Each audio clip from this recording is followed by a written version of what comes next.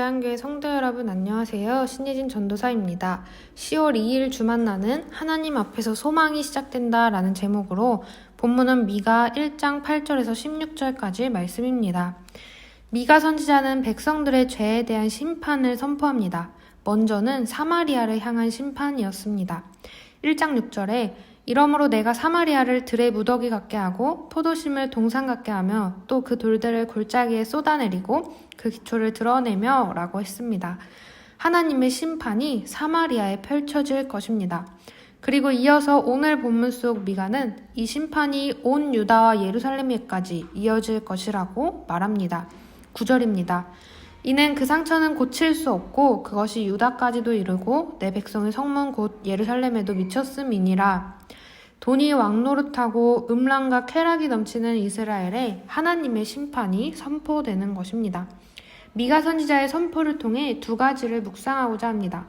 첫 번째는 하나님의 마음을 가져야 한다는 것입니다.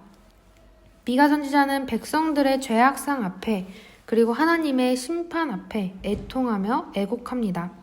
8절입니다.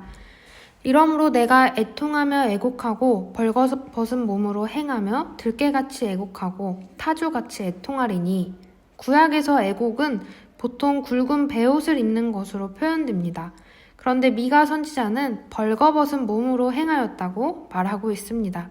이는 보다 더 격렬한 애곡 또는 포로로 끌려가는 것에 대한 이미지를 보여주는 것입니다. 애통은 본래 머리카락을 쥐어뜯다, 가슴을 치다 라는 뜻을 담고 있습니다. 또 애곡은 고함치듯 소리 지르며 우는 것을 말합니다. 미가 선지자에게 나라의 심판은 현실이었기에 백성들의 죄악상 앞에 격렬히 애곡합니다. 하나님은 오늘 21세기 분단 국가를 살아가는 저희에게 하나님의 마음을 가지기를 요구하십니다. 대한민국을 위해, 북한을 위해 애통하며 애곡하며 기도할 나를 부르고 계십니다. 에스더가 자기 민족을 구하기 위해 죽으면 죽으리라 라는 각오로 공동체를 위해 헌신을 결심했던 것처럼 자기 민족의 죄악상 그리고 하나님의 심판 앞에 애통하며 애곡하는 미가 선지자처럼 하나님은 민족을 위해, 나라를 위해 하나님의 마음을 알고 품을 이들을 기다리고 계십니다. 두 번째는 애통하며 회개해야 한다는 것입니다. 미가 선지자는 아수르에 점령당한 성읍들의 이름을 사용하여 일종의 언어 유희로 유다의 재앙을 나타냅니다.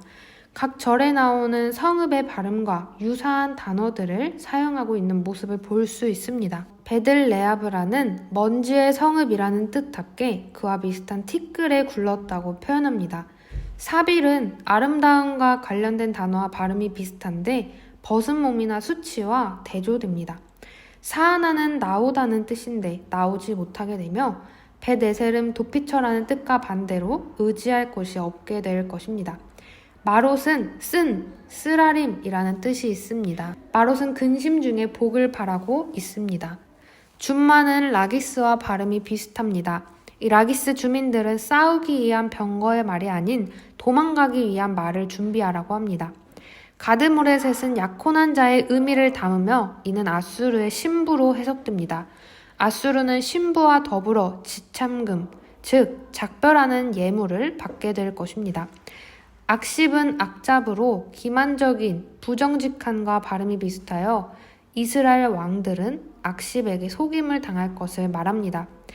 마레사는 소유할 자, 빼앗는 자와 발음이 비슷하여 빼앗김을 당하게 될 것에 대해 말합니다. 결국 이 모든 것은 이스라엘의 심판에 대한 이야기입니다.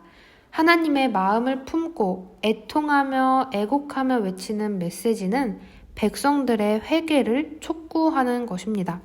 백성들이 이렇게 선포되는 메시지에 귀 기울여 듣고 하나님 앞에 회개하면 하나님은 반드시 구원의 은혜를 베풀어 주실 것입니다. 내일은 거룩한 주일입니다. 공의롭고 사랑이 많으신 하나님께만 우리의 소망이 있습니다. 그 하나님께 회개하는 예배자의 모습으로 나아가는 저희가 되기를 소망합니다. 감사합니다.